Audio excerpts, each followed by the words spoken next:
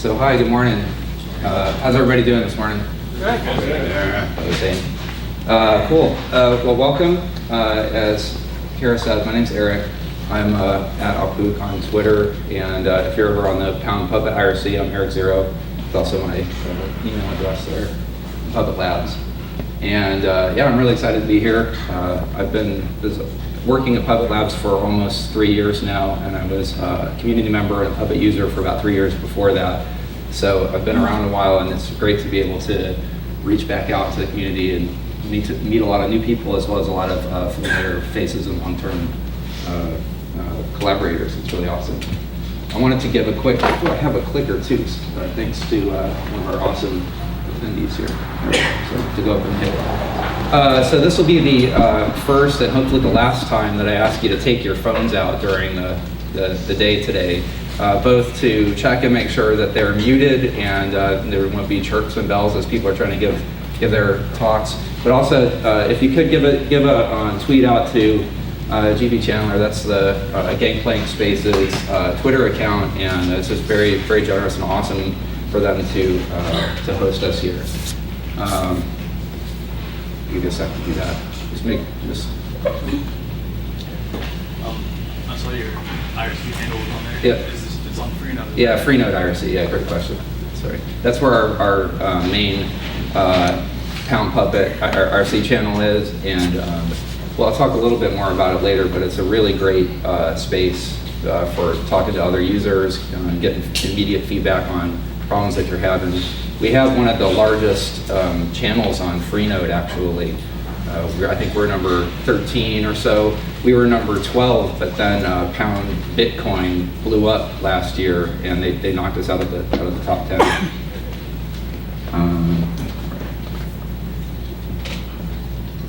So I won't be doing too much of this during the talk, but I would like to start off with a little bit of a poll and just sort of get a gauge for how people's experiences in the room. So raise your hand if you're using Puppet in your job right now. All right, we've got about like 75%. Okay. Who's using a different automation tool than Puppet? A couple of folks. That's awesome. Hope to convince you otherwise, but use both. Puppet, Salt. So you use tools in connection with one another.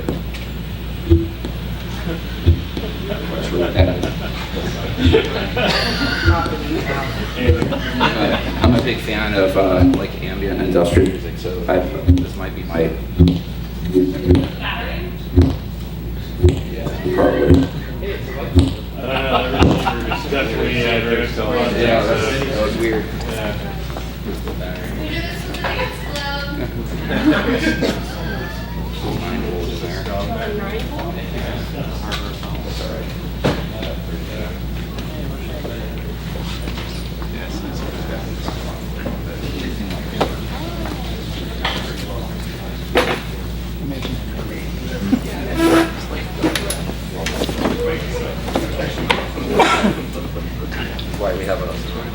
That's why we have a fallback plan. Is anybody using an automation tool that you wrote yourself?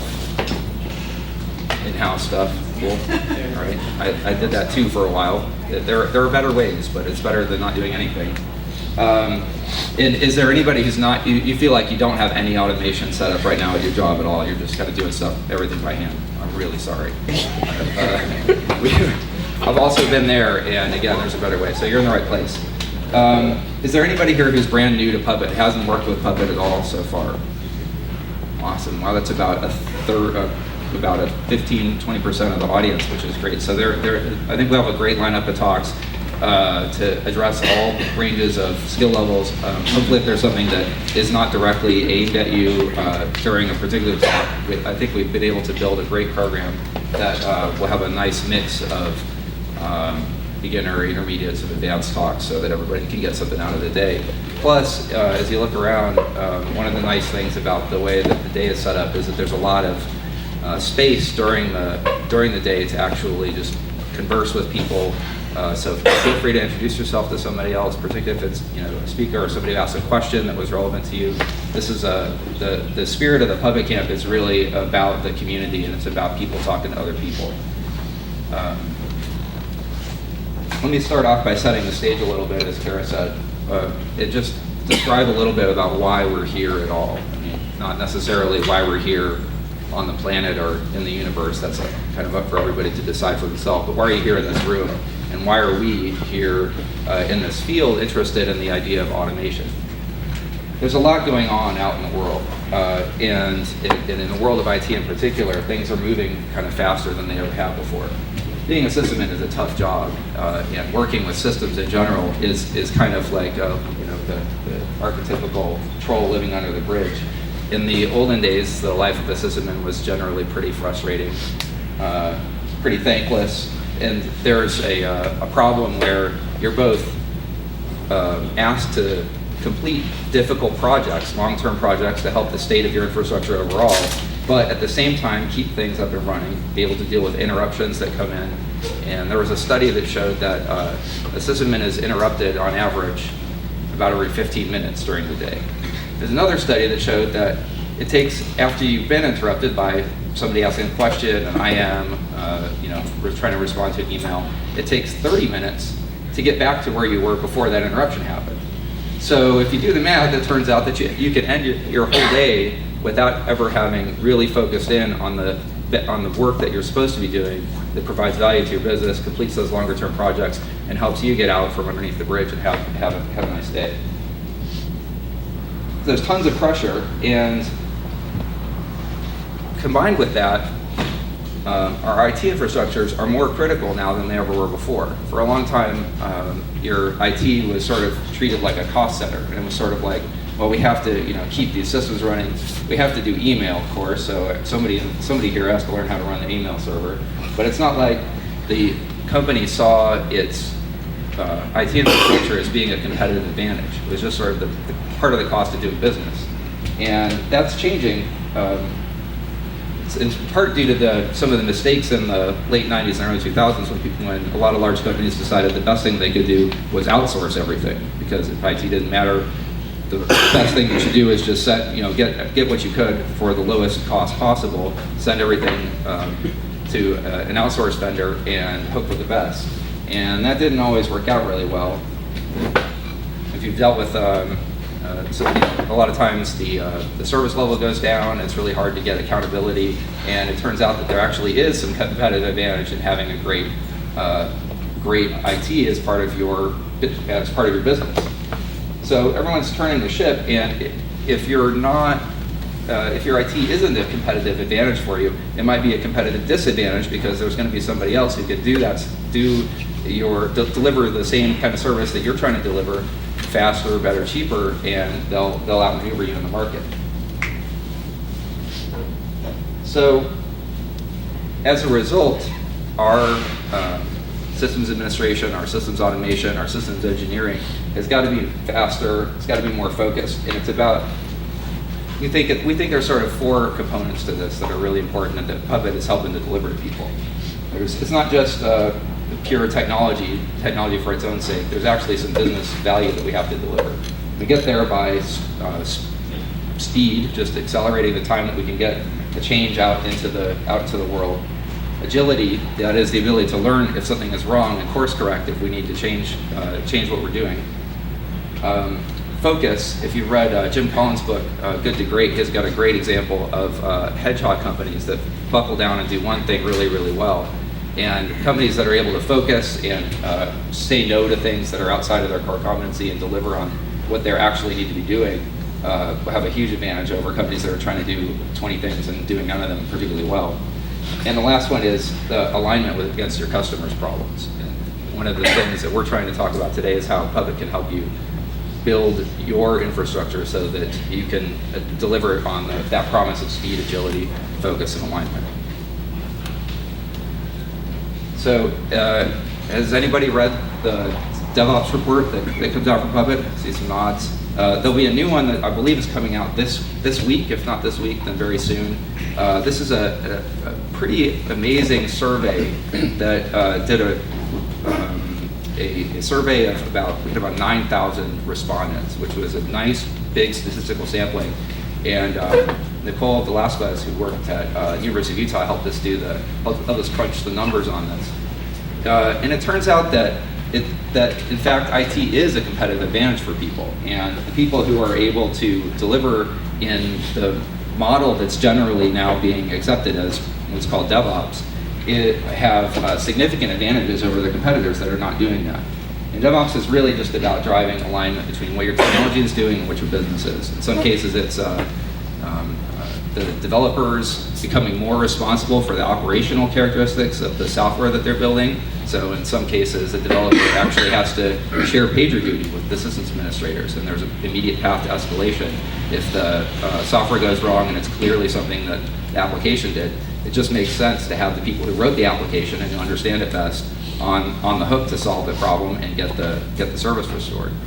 On the other hand, it's bringing development processes, which have been honed over decades of software development, into operations, which has generally been a more fast and loose sort of, as Bill O'Reilly famously said, "Fuck it, we'll do it live," kind of mentality. And instead, bringing these ideas of continuous delivery, continuous integration, continuous deployment into our IT infrastructure is not just the software that we're building and running applications on. So David Patterson is talking at 1 p.m. a little bit about some of the stuff the DevOps survey came up with, like how you can convince your management that these practices are not just, it's not just a new fun toy that the systems administrator wants to play with. It actually can provide a competitive advantage for your business. But if you just look up the DevOps report, it's a really interesting read.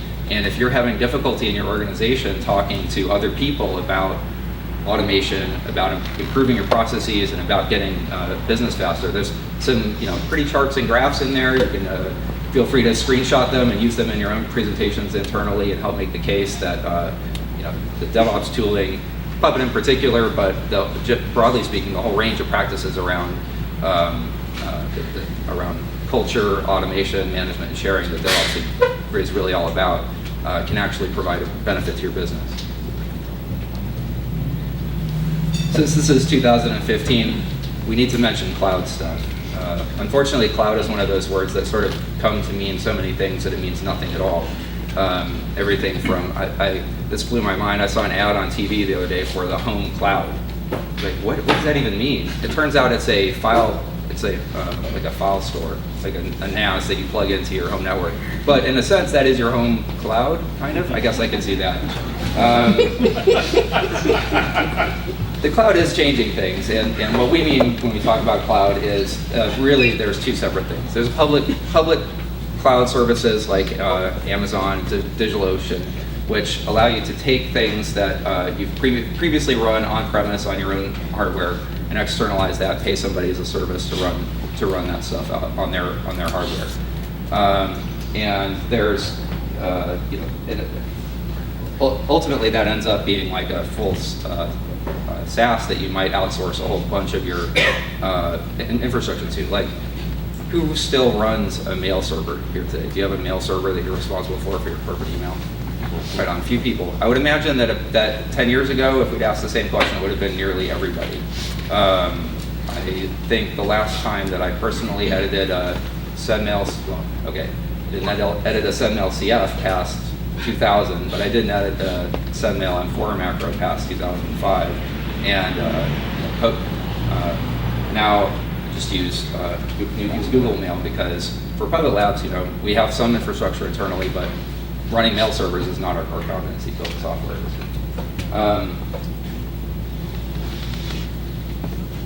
And then the second half of it, aside from public cloud services, is internal cloud, private cloud stuff. And this is generally like an infrastructure as a service, where people will have some kind of virtualization platform, be it VMware or an OpenStack installation that's internal to your organization, that allows different parts of the organization than just the traditional systems administration team to be able to deploy new machine instances to run either test or QA or production services that get IT out of the loop and make it so that you can actually provision a system.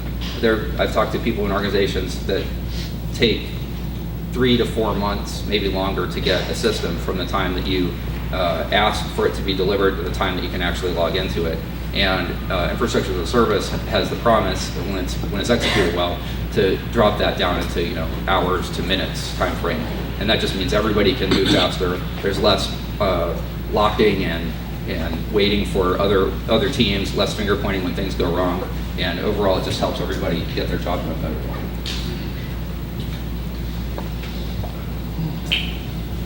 And again, since this is 2015, I can't do a presentation without talking about Docker a little bit. Docker is a great tool that helps share, upload, and manage containers, which are like lightweight virtual machines. It's built on top of a very old virtualization technology.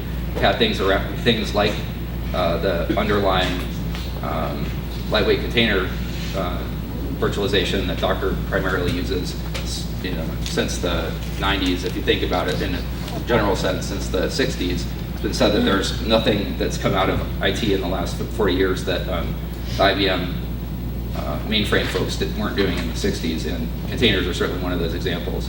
But Docker has great tooling, great infrastructure, and a great community of people that are working to provide, build images and deliver applications in an immutable way, so that instead of making changes live, you would make changes on a container and then deploy a new container out. Netflix kind of pioneered this with their infrastructure.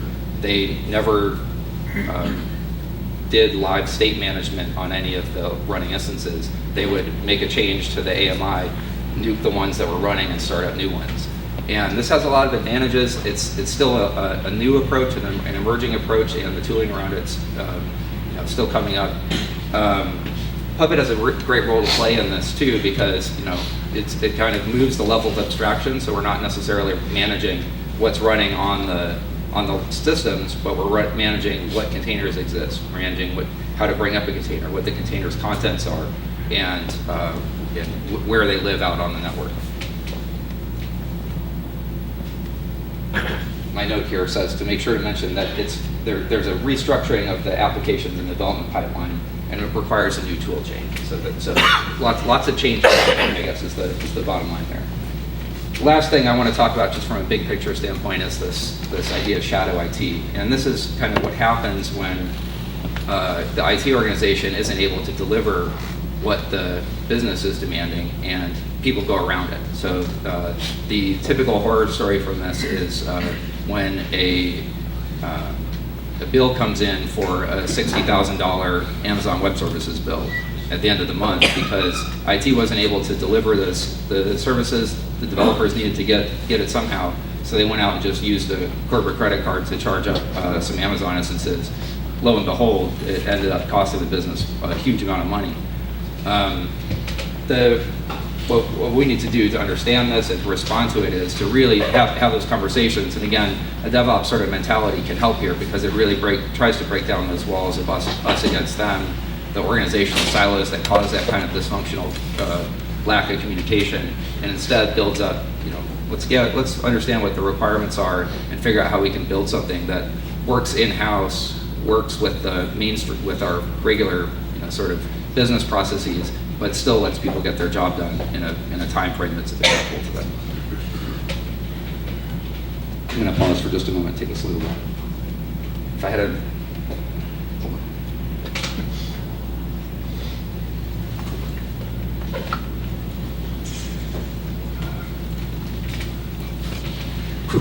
Good. Everybody still with me? Cool. So where does Puppet fit into all this? I'm going to dig into a little bit of detail on what Puppet is, and hopefully this will be not too repetitive for the old school folks, and will help everybody kind of come to the table with a baseline understanding of what it is that we're trying to talk about here. Our goal ultimately is to automate repetitive procedures in the task, so you can focus on the things that matter to the business. That's really what we're about. And there's another cloud. We have them all over the place here. So we want to make rapid, repeatable changes. We want to automate the management of your configuration, so that you can, again, focus on the things that are actually providing value to the business, instead of logging into machines and setting up home directories for everybody all day long. We want to automate the management of your infrastructure, so that you can deploy change with confidence, and you can deploy it as frequently as the business is telling you that it needs it out there. in a little bit more detail, there's a bunch of things that we manage. These are all kind of core concepts in Puppet that are all native primitives on a system. They're different things that you might care about managing on a system. These can be combined together and layered to build up a picture, a model of what your application looks like, and in aggregate, what your infrastructure looks like. So we're not poking blindly at machines that somebody set up 5 years ago, trying to avoid disturbing the balance and making the whole thing crash to the ground. Build a model of what we want the system to look like, what we want our infrastructure to look like. And that spans not just on the different operating systems, but also across virtualization platforms, across network and storage, and then building up the stack to build a really comprehensive picture of what things ought to be like.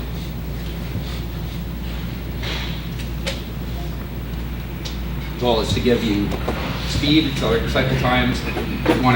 You want to define it once and stop the sort of one-off manual change that can lead to that precarious stack of teacups kind of infrastructure that topples over and crashes to the ground when it's perturbed, and then provide some insight and help you understand if we made a change, why did we make the change? What were the results of that change, and was it successful or not? Are there still problems out there? And I'll talk a little, I mentioned this a moment ago, and I'll get into a little bit more detail. But one of the interesting things about Puppet's approach is this idea of building up a model.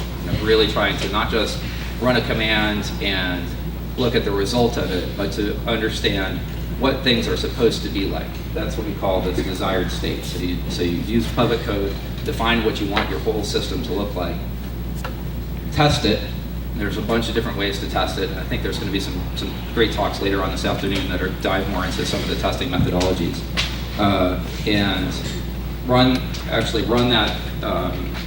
that model on the systems, enforcing the desired state. So if there are changes, then we might actually want to remediate those and bring the systems back in line, and then build a report and send that back centrally so that we can understand what it was that changed. And again, if we tried to remediate it and were successful, or if we tried to make a change and it wasn't successful.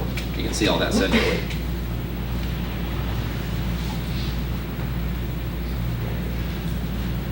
I'll dive in a little bit to the code here.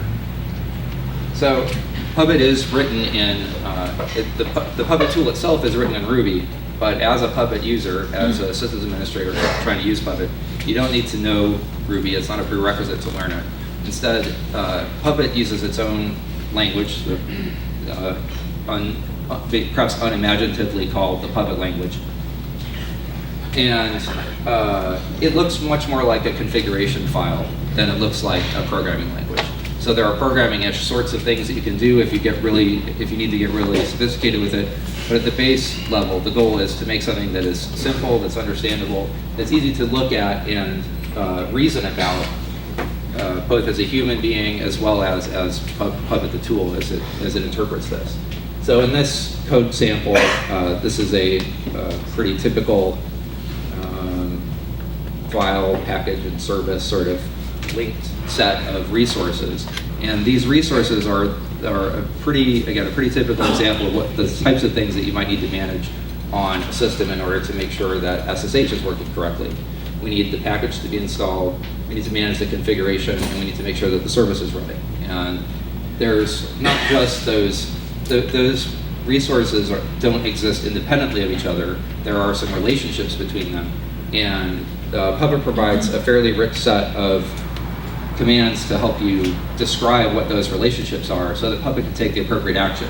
And in this case, we have a little bit of an ordering here, and down at the bottom where it says require the package, sorry if I'm covering that up with my body for you guys over on this side. On the bottom, the require says, if there's make sure that the package is installed first, plus if anything changes on the package, that'll let the service know that it needs to restart itself. So this is a way that is pretty simple to write out. Puppet interprets this and can act on it in an intelligent way without without you as an administrator having to write a bunch of if-else kind of code in order to model that yourself.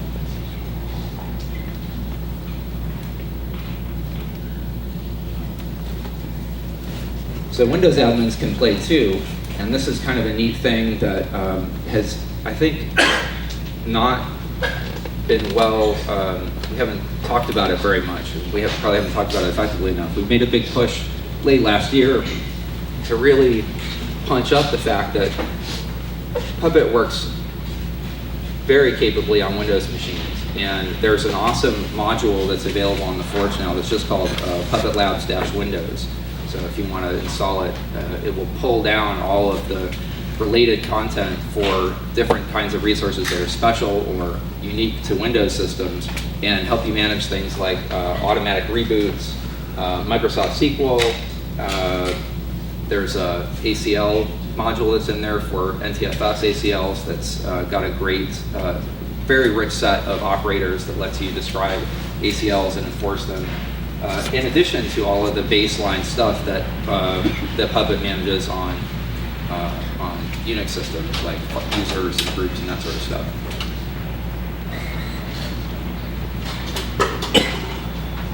Oh, printing.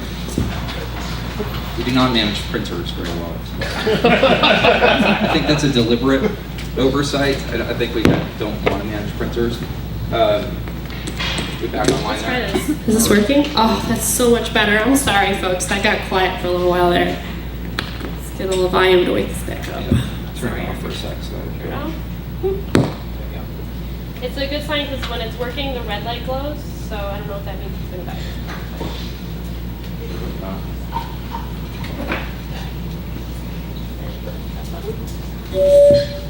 Okay.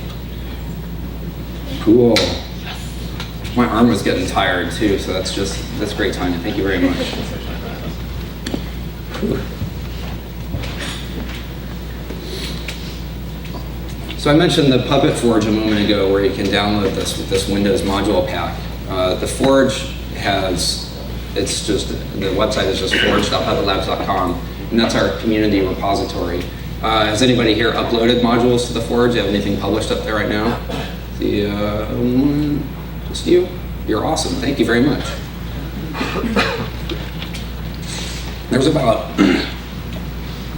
3,000 modules up there now, I want to say, from hundreds and hundreds of authors. And it's great because each of the modules is now automatically syntax checked for its compatibility with different versions of Puppet. We can give you a quality metric of like how well can you expect this to work. Previously, you sort of had to go off the number of downloads. And while it's probable that a high number of downloads correlates to a high level of module quality, it's not necessarily guaranteed. It could just be because they have great search engine optimization. They just popped up to the top of the Google search. But now we not only can say, this is tested, it has great tests built into the module, we know that it's going to work under these conditions, but you can also, as a user, rank modules and give them star ratings for how well it worked for you, which is pretty cool.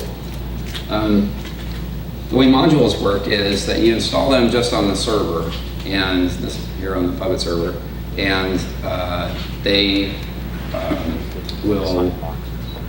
The Puppet server compiles the modules down into a format that the end stations consume, and then use that to test their desired state. Does that sound okay? It feels like it's a little distorted. It's okay? Okay.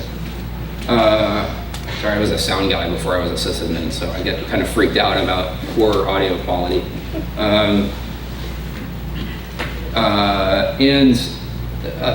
So that model is kind of neat because it means that the modules themselves don't go out to your end stations. All the end stations see is what that machine is supposed to look like. So, for instance, if you have a database password that you're using to set with Puppet, that database password is never propagated to machines which are not supposed to see it. Whereas in some config management tools and some sort of frameworks, all machines see everything, and therefore a compromise of one machine gives it a lot of information necessarily it's not kind of a need to know basis.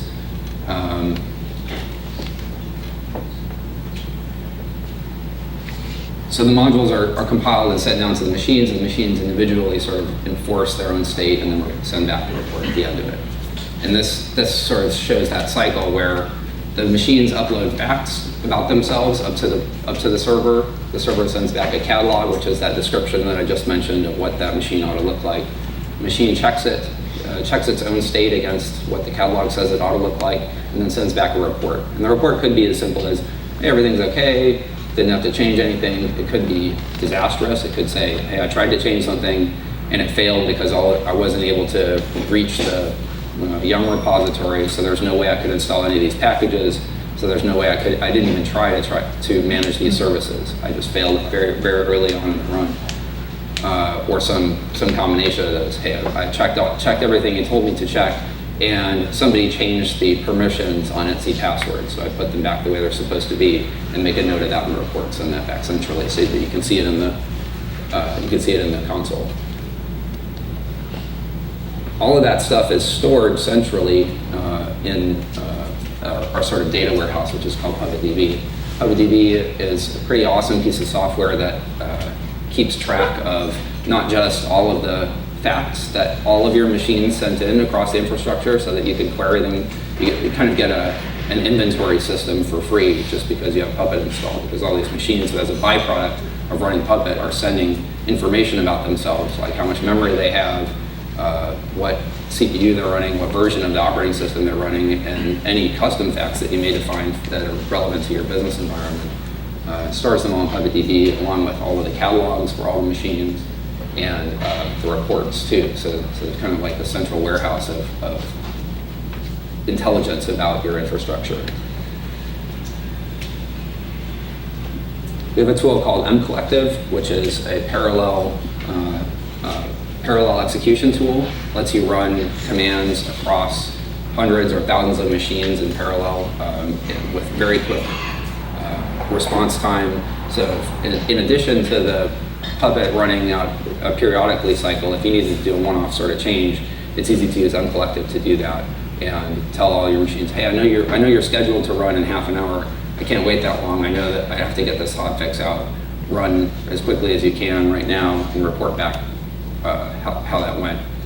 And mCollective is an add-on in the open source version, but it's built into Puppet Enterprise. One of the things that I've been working on a lot lately and that we're kind of moving towards is this next generation Puppet server. For a long time, Puppet has run under Apache. There's a lot of ways to run a Puppet master, but the primary one that we supported and shipped and that almost everybody used was to run it under Apache. And that worked okay, but there were some problems with that, particularly under load, where you couldn't really predict when it got busy what would happen. Some machines would be okay, they would get through, get a catalog. Other machines would sit there and spin forever, and there was very little sort of predictability around how that system would behave under load. So last year, we wrote and shipped a way to terminate those web connections from the clients on onto JVM using the Jetty web server, which is kind of the basis for Tomcat. If you use Tomcat applications, it's sort of the same web server under the hood. And then to run the Puppet masters inside a JRuby runtime instead of running it under the regular C Ruby. This lets us get a huge amount of insight into what's going on those Puppet servers. They don't just spin off into the gamma quadrant and you sort of lose track of them and can't contact them again. A really good understanding of what's happening on the server. It's a lot faster. The response time over the network increased by over 3 times over the passenger and Apache setup under typical load. And it allows us to sort of separate out some of the services that had kind of all been glommed together inside of a Puppet master into separate composed services. So it makes it easier to scale, easier to say run your certificate authority off of one part of the network and have all the machines connect up to it more easily than you could under the previous Puppet master. This shipped last year in Puppet Enterprise 3.7 and in open source. The foundation of it is an open source project that is written in Clojure, which is a functional programming language that runs on top of the JVM. Same language that PuppetDB is run on, and from the success of our PuppetDB project, we're kind of writing more of the things that run on the server into Clojure which has proven to be a pretty awesome. Have a lot of really good benefits, both for us as well as for the users. It's been pretty cool.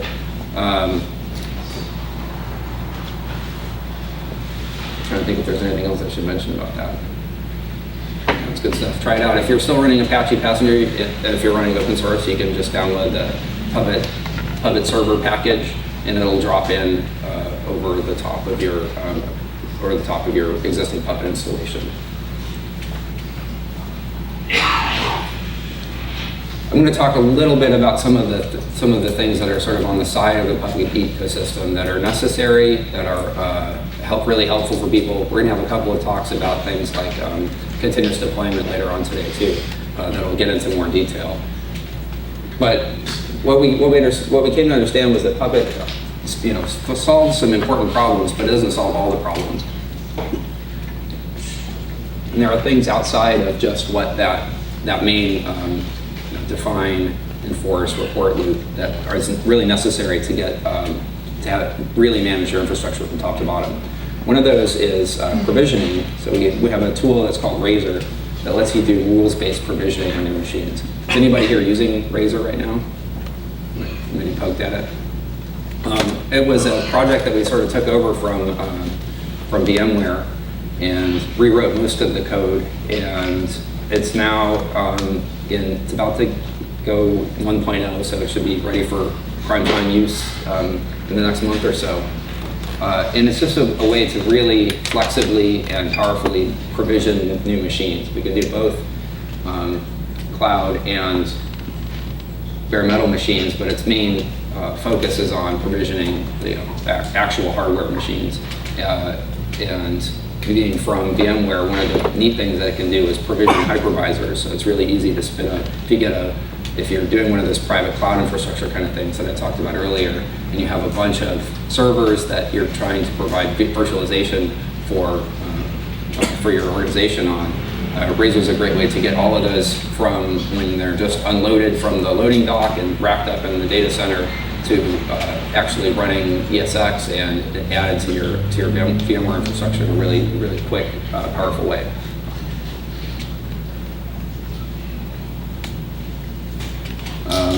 Hyra is a tool for separating out data from code, and this is, again, one of those sort of DevOps practices that has taken root inside the public community, and is really a super powerful way for people to manage change across their environment. So rather than having to go in and say if you had a module which tested for the kernel version of the Linux kernel that's running on your machine and had to install different things depending on what version it was, you could put that into your code. You could say, like I said, the Puppet language supports conditionals like if-else conditionals. So you could say, if it's version A, do this, version B, do this, version C, do this.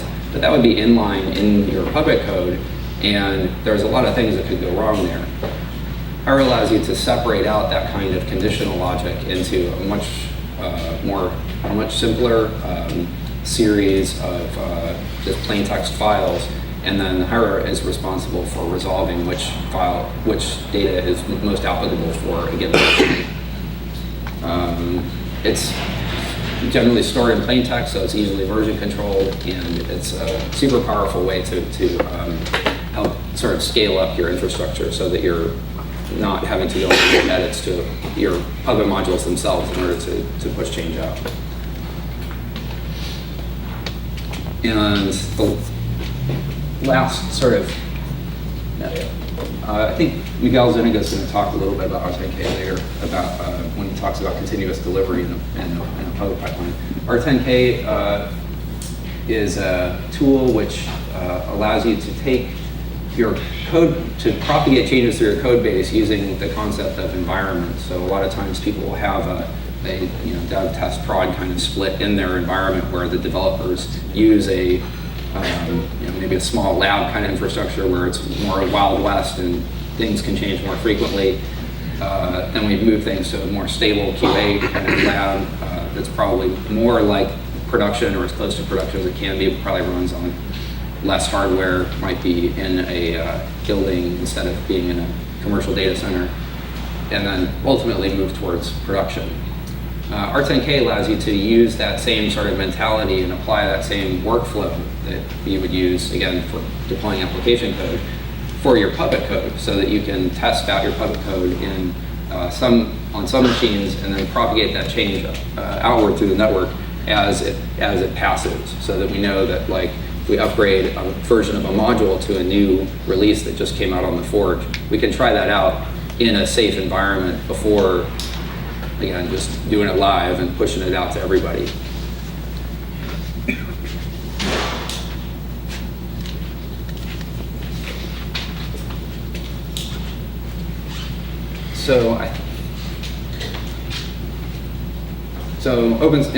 I guess the point here is that in open source, all of these components that I just talked about can be integrated. They're all separate projects, but they, more or less hang together. They work pretty well, and without too much effort, you can wire up PuppetDB to talk to the Puppet server. You can have an R10K set up. You can set up Hyra and mCollective, all different things that I talked about, just to get a complete solution to help manage your infrastructure. Of course, as Puppet Labs, we sell a commercial product too, which is Puppet Enterprise. And what we're trying to do there is to layer more applications on top of that open source platform.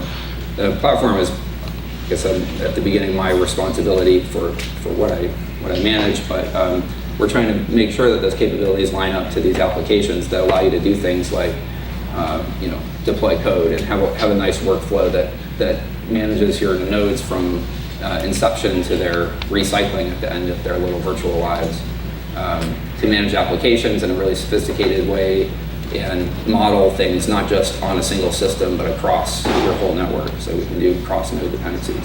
So some of these are released now. We've released Node Manager in Puppet Enterprise 3.7 and the beginnings of an operations manager, which I'll talk about in a moment. This is the Node Manager.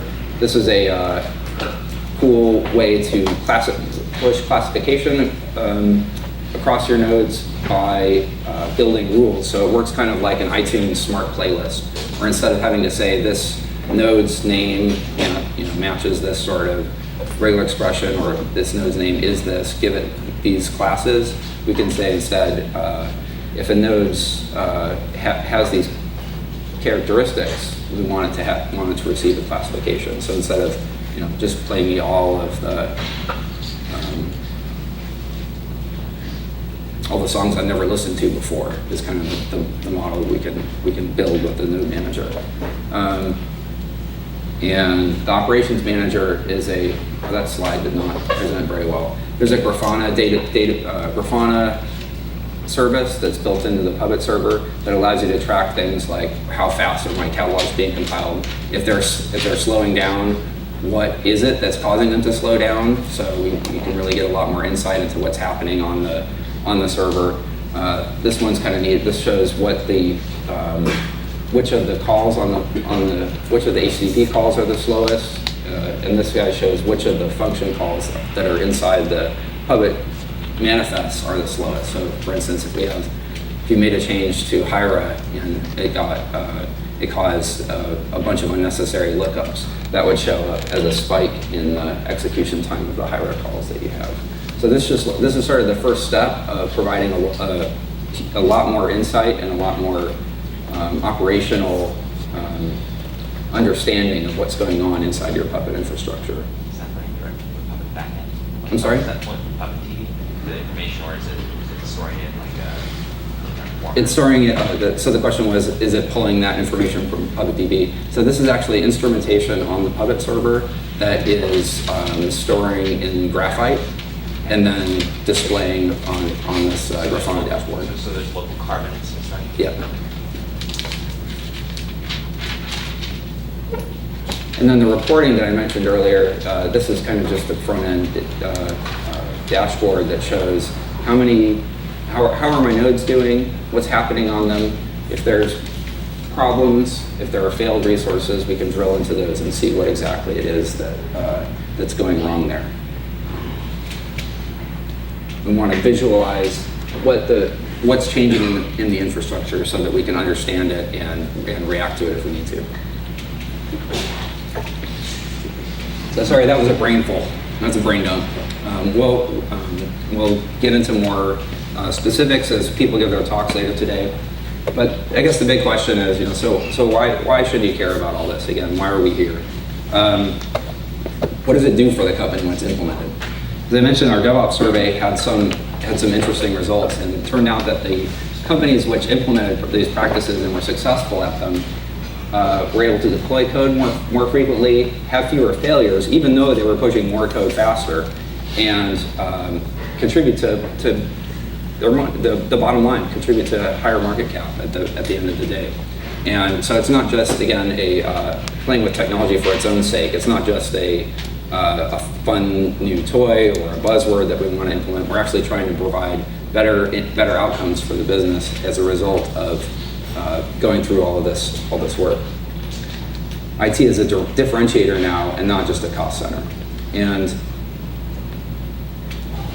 for companies like these are all Puppet customers, Pinterest, CERN, Bank of America. CERN is an interesting case because they had one of the biggest HPC, high performance computing infrastructures in the early 2000s in the world. And they built at the time, the state of infrastructure tooling was such that they felt like their best option was to build a system called Quator in-house. And it was worth it to them. They had a bunch of smart people on staff, and it was worth it to them to spend the time developing that provisioning, configuration management, and node management infrastructure all themselves. A couple of years ago, they took a look around and realized that not only had the people who wrote that system initially moved on and stopped maintaining it, but that the state of the rest of the world in the automation tooling had caught up to where and surpassed where they needed to be for their own infrastructure, even though their needs had gotten way more complex. So they embarked on a multi-year project to rip out Quator and replace it with off-the-shelf sort of open source components, of which Puppet is a big one. Tim Bell gave a talk at Puppet Camp a couple of years ago. He's one of the head infrastructure people there, and introduced this metaphor of treating your infrastructure as cattle, not like pets. Where if you have a server that is more like a pet kind of model, it probably has a unique name. You might have picked a naming scheme like the Greek gods or planets or something like that. If it gets sick, you take care of it, take it to the vet, or spend a bunch of time nursing it back to health. You care a lot about its identity. You want it to be happy and healthy and that sort of thing. Whereas if you're managing a giant herd of cattle, you don't care that much about what each cattle's individual name is. They probably have a serial number stamped on their ear. If they get sick, you might try to get them better, but you probably are just going to get another cow. And overall, you're managing things in a sort of from a different mindset. You're really trying to move beyond this nodes as having individual identities to nodes in the aggregate. What are their capabilities? What do they provide? Like my slide about the node manager. And then how can I configure them? How can I make them do what I want? Not because I love them and I want them to be happy, but because I need them to do that in order to run my business.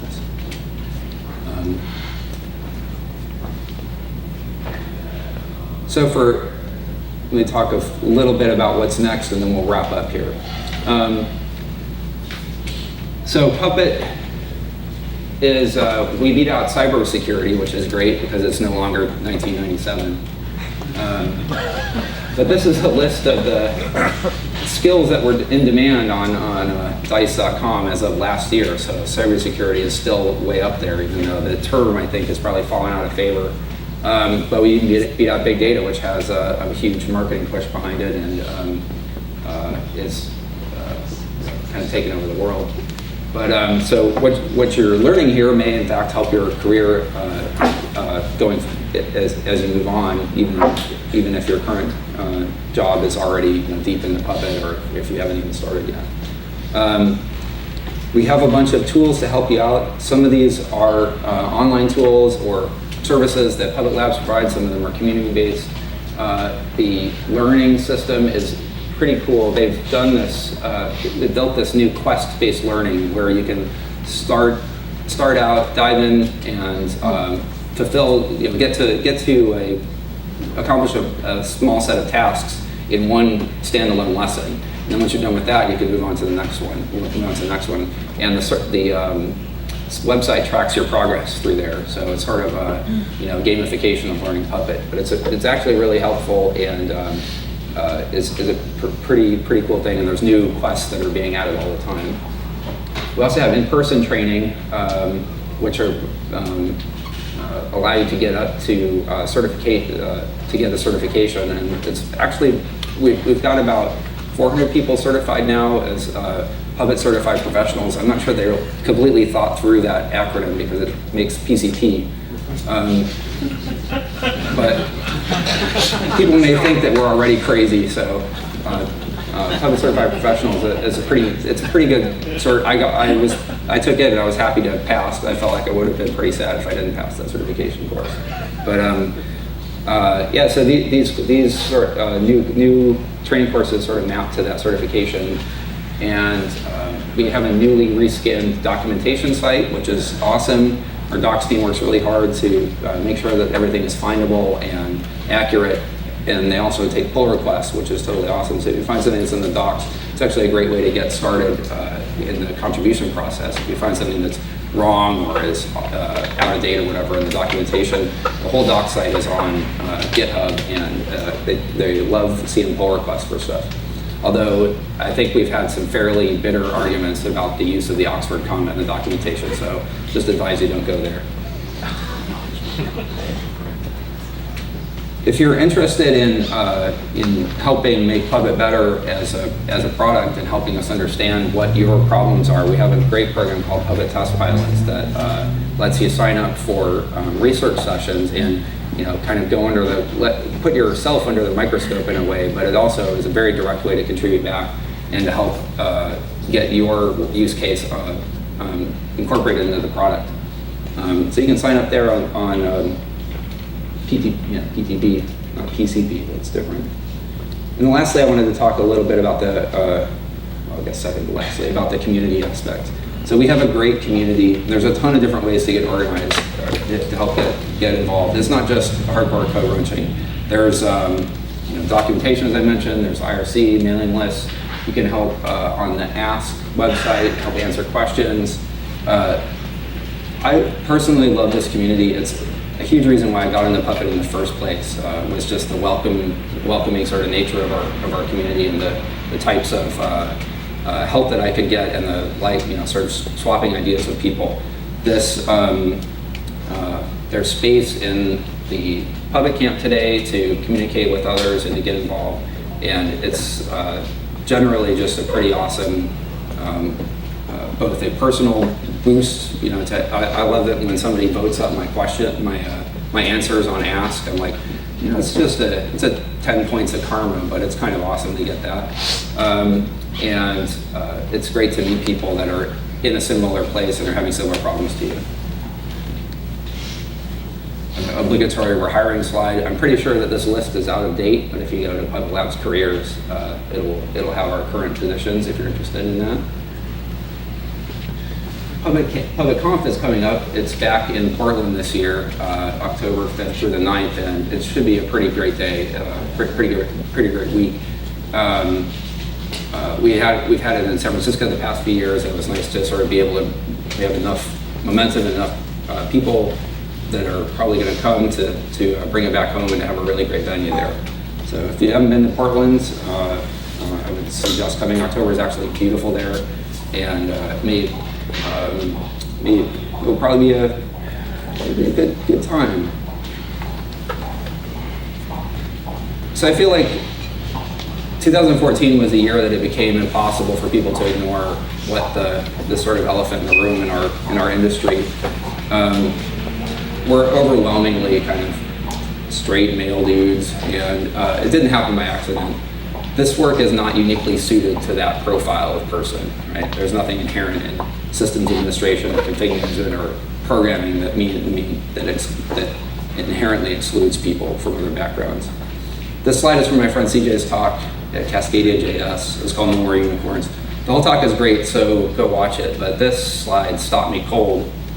She says, how you act is what your values are. It's not what you put on your website. It's not what you profess to when HR tells you to. So while I've got a microphone and a literal platform to stand on, I just wanted to challenge all of us to continue working to make access to technology, to education, to the awesome community, and ultimately to the high-paying jobs that come out of that accessible to everyone, not just people who fit a certain profile. It's not just, the outcomes will be better for our businesses, right? We get a bigger hiring pool, better retention, we avoid the mistakes of groupthink where everybody says and agrees with something that's an obviously dumb idea because they don't want to stand out, and broadens your markets, so forth. But I think most importantly, it's actually an ethically defensible thing to do. I think that's worth a lot. Lastly, I just wanted to say that we're just getting started here. When you look at the space, there's a lot of runway in front of us. We have a long way to go. There's a lot of white space out there. A lot of people that are not here at Public Camp are not aware that automation is even something that they need in their business. They're just sort of muddling along and feeling like there's something wrong, but I can't quite put my finger on it. There's a ton of learning, a ton of change over the next couple of decades. I'm really excited to be here with you and to help out in whatever way I can. I'd love to talk to anybody who's interested in talking more about their particular situation in your infrastructure today. And thanks a lot for coming, and let's have a great day. Thank you.